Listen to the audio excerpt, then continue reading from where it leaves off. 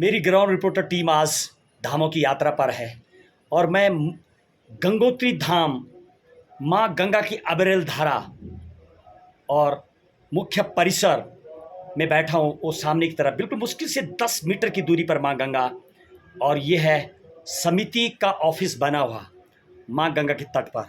प्रातःकाल का समय, लगभग 9:40 का टाइमिंग, और श्रद्धालु मुझे माँ गंगा में डुबकी लगाते हुए नज़र आ रहे हैं। कई श्रद्धालु पंक्ति में खड़े दिखाई दे रहे हैं मुझे मेरी सामने की तरफ, अपनी बारी का इंतज़ार मुख्य परिसर में जाने के लिए। धन्य हो जाते जब आप इस धाम में पहुंचते हैं। और मेरे साथ हैं पूर्व में अध्यक्ष सुरेश सेमवाल जी और वर्तमान में मंदिर समिति के सचिव। बहुत योगदान रहा इनका पिछले कई सालों से, लॉकडाउन से पूर्व से ही और वर्तमान तक। पूछता हूं सेमवाल जी, आपका बहुत बहुत स्वागत है।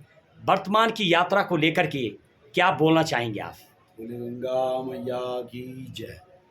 गंगा गंगेति यो प्रियात योजनानाम सतेरुपि मुच्यते सर्व पापभ्यो विष्णु लोकम से गच्छति। ऐसी माँ पति पावनी भागीरथी गंगा, जिसको अगर हजारों कोस दूर से भी याद किया जाए तो निश्चित तौर पर मुक्ति और भक्ति की प्राप्ति होती है। माँ भगवती गंगा के इस पावन धाम में आप सबका बहुत बहुत स्वागत। और श्रद्धालु जो इस बार आ रहे हैं, गंगा दशहरे का पर्व भी बहुत धूमधाम से मनाया गया। यात्री 2 साल कोविड में बड़ा परेशान था और धामों के दर्शन करना चाह रहा था, वो यात्रा इस बार बहुत अच्छी सुलभ हो रही है। और ख़ास तौर पे जितने भी, चाहे वो प्रशासन हो, सरकार हो, चाहे वो मीडिया बंधु हो, आप लोगों का बहुत धन्यवाद करना चाहूँगा, क्योंकि आपके माध्यम से ही आप चौथे स्तंभ हो। आपके माध्यम से पूरे देश में जो अलग जगती है और यात्रा जो चलती है, उस प्रकार से यात्रा निरंतर अच्छी चल रही है और लोगों की रोजी रोटी भी मिल रही है, जो 2 साल से पूरी तरह से बंद थी।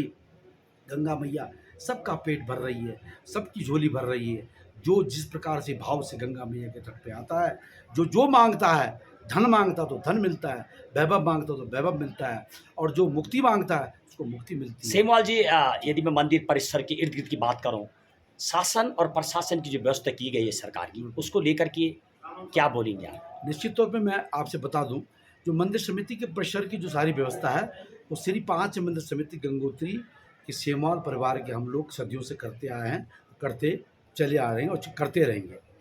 घाटों की जो व्यवस्था है वो अभी दुरुस्त नहीं हुई। एक तरफ घाट बहुत सुंदर बन चुका है, जो इंडोराम कंपनी की जो लोहिया जी थे, उनसे मेरी मुलाकात 3 साल पहले हुई थी। उन्होंने यहाँ के लिए पैसा दिया था और एक तरफ घाट बन गया है, लेकिन दूसरी तरफ अभी घाट नहीं बन पाया है, जो कि बहुत आवश्यक है।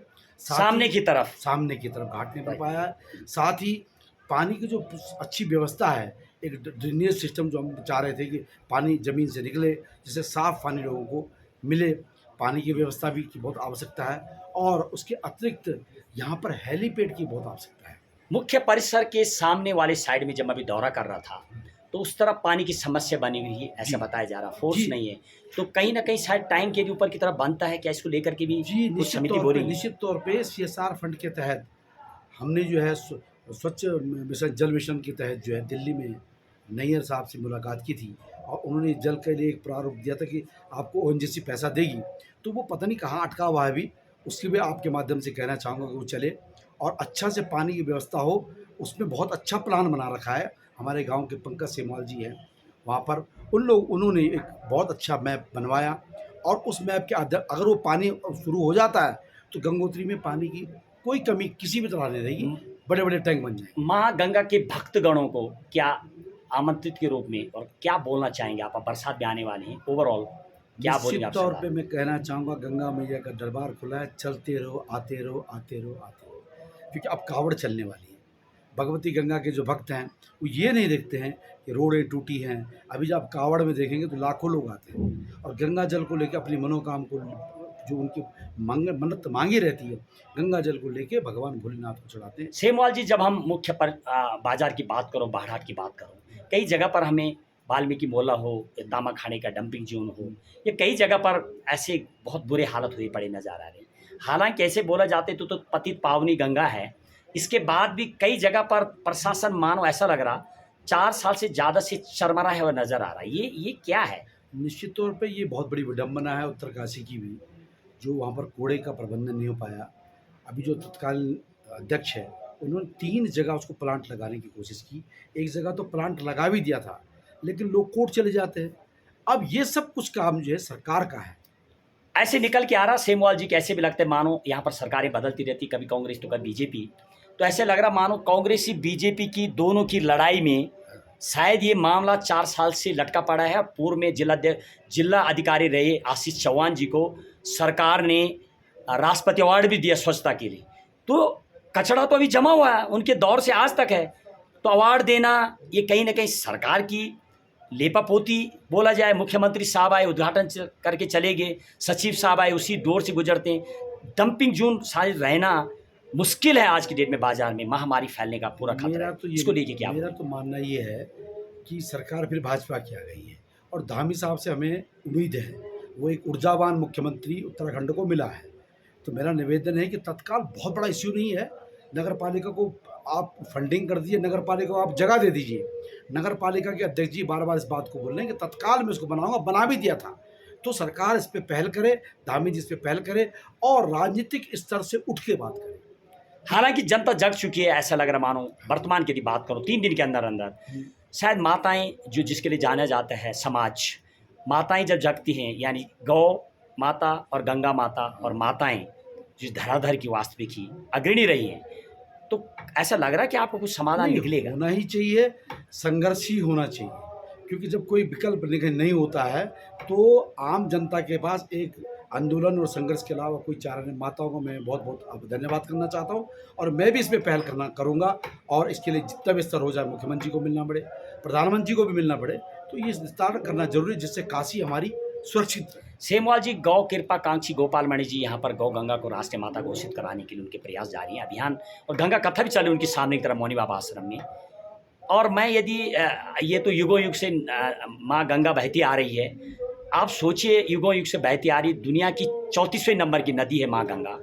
और मैं कुछ नेबरिंग कंट्री की बात करूँ, चाइना और भारत, पाकिस्तान, भूटान को लेके, तो ये 3रे नंबर की नदी है और 2008 में राष्ट्रीय नदी घोषित हुई है। विडम्बना ही कहा जा सकता है। तो कहीं ऐसा तो नहीं कि गौ को राष्ट्रीय पशु घोषित कराने में आपको लग रहा है क्या अविरल धारा के पास कथा हो रही, कुछ का कुछ बनेगा प्रभाव? निश्चित तौर पे पढ़ना चाहिए। राष्ट्रीय संत गोपाल मणि जी बहुत विद्वान हैं, उन्होंने बहुत बड़ी बात की, गायत्री, गौ और गंगा 3 ही सनातन में मूल है। अगर तीनों में से किसी को भी परेशानी होती है तो व्यवस्था खराब हो जाती है। तो गोपाल मणि जी के साथ हम साथ हैं।